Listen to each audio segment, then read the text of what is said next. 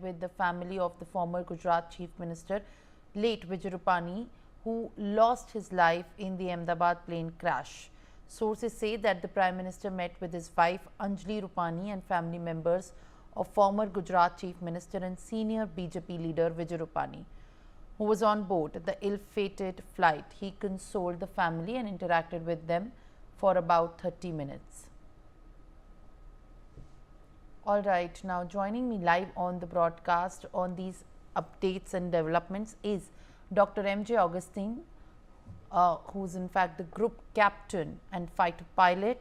Appreciate you joining me live on the telecast, Mr. Augustine.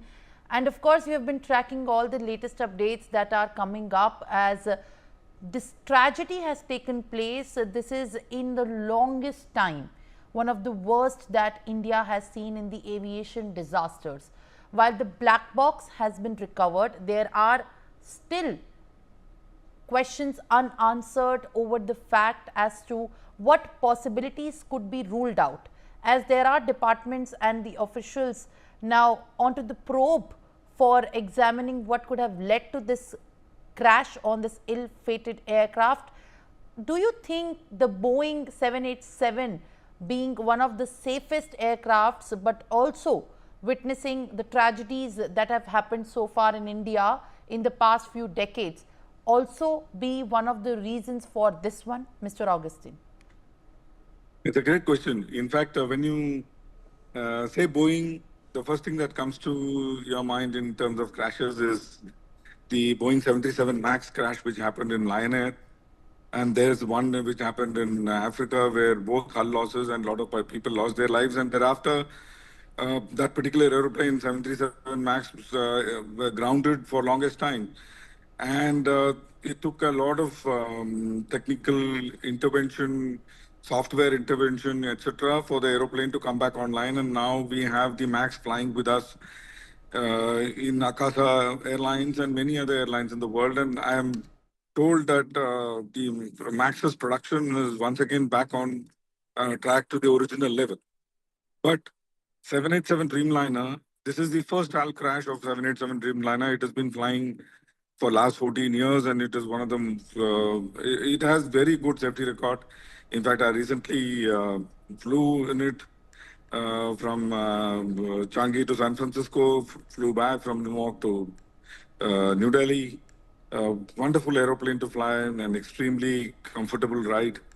And for the sake of viewers, I'm saying even if one engine fails at max load, this aeroplane or any two-engine aeroplane can continue to climb out in one engine, can carry out an emergency landing. If required, it can even go halfway to London in one engine. So one engine is enough.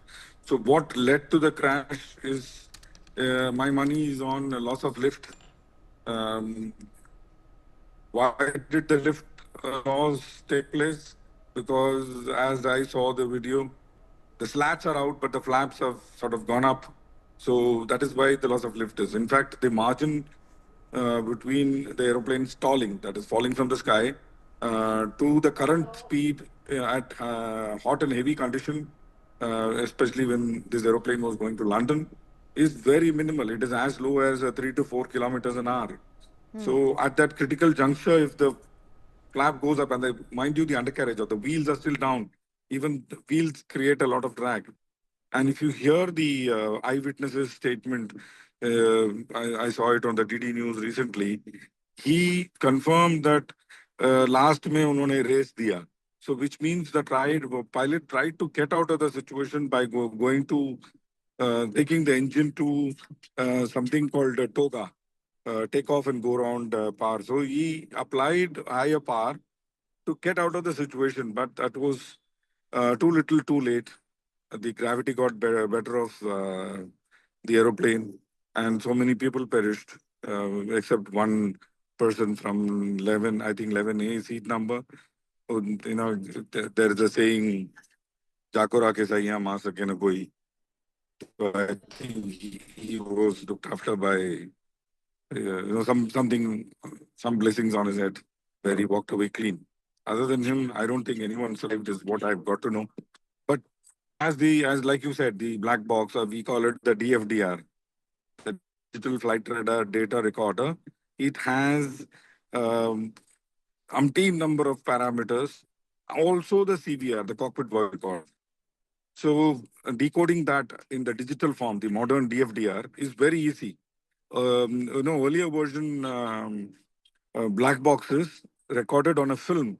So decoding that was at least a 10 to 15 days affair, because you have to process the film, take out the data and all that. So today, by now, I'm sure as we are talking, a lot of data, lot of cockpit voice recorder details would have already come out. And I am hoping that in couple of days, DGCA will come out with its preliminary information, like it put out yesterday about that Mayday call.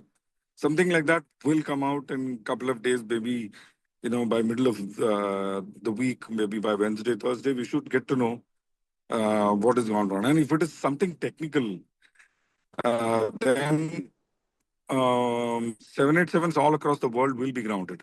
There's a 787, I'm told, as we speak, is returning or already returned back to India, which was heading somewhere else. What was the reason? That also, news channels like you should be tracking and letting the people know why it returned. Has it got anything to do with this particular crash, or something that is worth looking at? So these are few points from my side.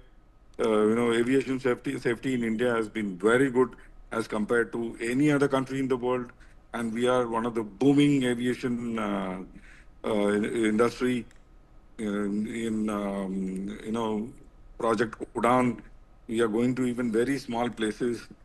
Recently I landed in runways which otherwise, we hardly get to hear them, like Ayodhya, Rajkot. Those were very small runways long time ago. But today, even large aeroplanes go there. So we are a booming nation as far as the aviation is concerned. Everybody is flying. So, and a very good safety record, an exceptional engineering department we have. Anywhere, in fact, anywhere in the world I go to many places. I ask who's the chief engineer. More often than not, you find an Indian at the helm of the affair. So we are good at those things as well. We are good engineers. So all put together, my money is on loss of lift. Why it happened is something that we'll come to know maybe middle of next week. Over to Well, you, ma'am. absolutely, Mr. Augustine, as you are also expecting the studies and the analysis